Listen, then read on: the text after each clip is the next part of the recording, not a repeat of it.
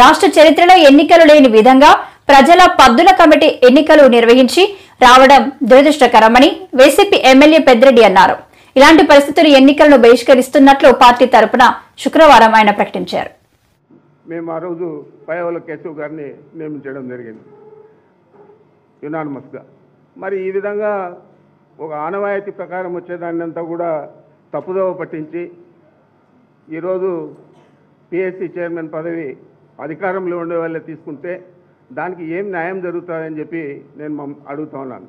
అంచేతే ఈరోజు మేము డెమోక్రసీ మీద నమ్మకం ఉంది, ప్రజాస్వామ్య వ్యవస్థల మీద నమ్మకం ఉంది మాకు, వైఎస్ఆర్ కాంగ్రెస్ పార్టీకి, మా నాయకుడు జగన్మోహన్ రెడ్డి గారికి.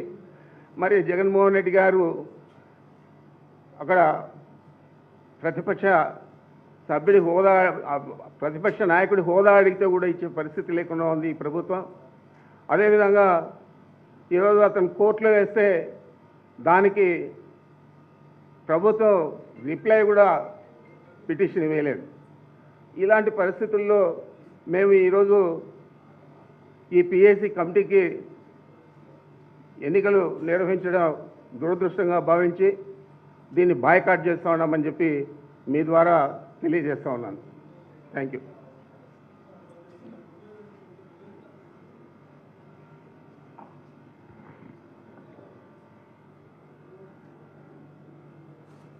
ఈరోజు public accounts committee, public undertaking committee 3 కమిటీలకు వచ్చి ఈరోజు నామినేట్ చేయడం జరిగింది. ఈ నేపథ్యంలో ముఖ్యంగా పబ్లిక్ అకౌంట్స్ కమిటీ ఏదైతే ప్రజాపతుల సంబంధించిన కమిటీ ఏదైతే ఉందో ఆ కమిటీలో మేము కూడా మా పార్టీ తరఫున పెద్దిరెడ్డి గారిని, పెద్దిరెడ్డి రామచంద్ర గారు నామినేషన్ జరిగింది. సాంప్రదాయ ప్రకారం 1967 నుంచి కూడా నేటి వరకు మన రాష్ట్రంలోనే కాదు, భారతదేశంలో ఉన్న అన్ని రాష్ట్రాల్లో కూడా, దాంతోపాటు కేంద్రంలో ఉన్న పార్లమెంట్లో జరిగిన వివిధ సందర్భాలు, వివిధ నేపథ్యాల్లో కూడా ప్రతిపక్షానికి ఈ పదవి ఇవ్వడం అనేది ఏదో పదవి అలంకారప్రాయం కోసం కాదు. ఏదైతే అధికారం ఉన్న ప్రభుత్వాలు ఏవైతే అధికారం ఉంటాయో వారు చేపట్టిన వివిధ కార్యక్రమాలకు ఖర్చు పెడుతున్న ఖర్చులు, వాటికి సంబంధించిన లెక్కలకు సంబంధించి అదే ప్రభుత్వం చూస్తే దానివల్ల ఉపయోగం ఉండదు, దాన్ని థర్డ్ పార్టీతో ఉంటే మంచిది, వాళ్ళు వచ్చి చూసి దాంట్లో ఏమైనా తప్పులు ఒప్పులు ఉంటే సర్దిదిద్దుకోమని సూచనలు చేస్తుంటారు.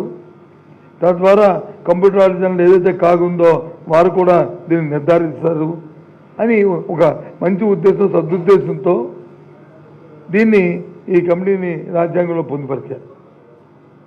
దురదృష్టవశాత్తు ఈరోజు ఇందాక మా పెద్దిరెడ్డి గారు చెప్పినట్టు ఎన్నో సందర్భాల్లో ఎన్నో ఉడికించారు. సభ్యులతో సంబంధం లేకుండా, నెంబర్ గేమ్తో సంబంధం లేకుండా ప్రతిపక్షానికే ఆ పదవి ఇవ్వడం అనేది జరుగుతూ వస్తున్న నేపథ్యం. కానీ ఈరోజు కొత్త విధానాన్ని తీసుకొచ్చారు.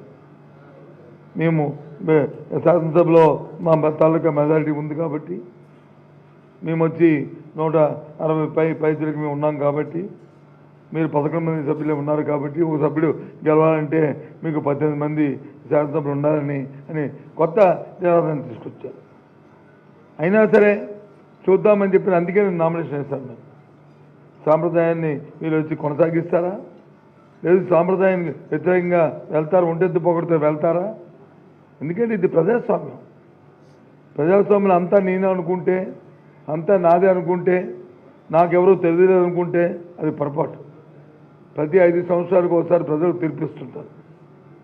అందరూ చూస్తున్నారు ఎవరు ఏం చేస్తున్నారు అని. మనకంట ప్రజలు చాలా ఆలోచన చేస్తున్నారు.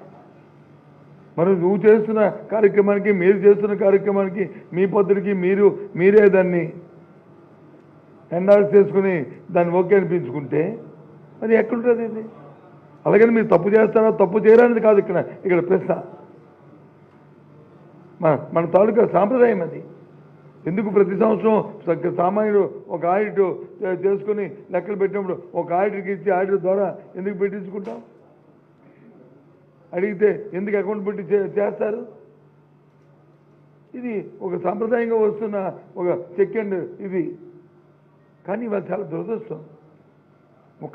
మన దేశం రాష్ట్రాల్లోనే కాదు, ప్రపంచంలో అన్ని దేశాల్లో కూడా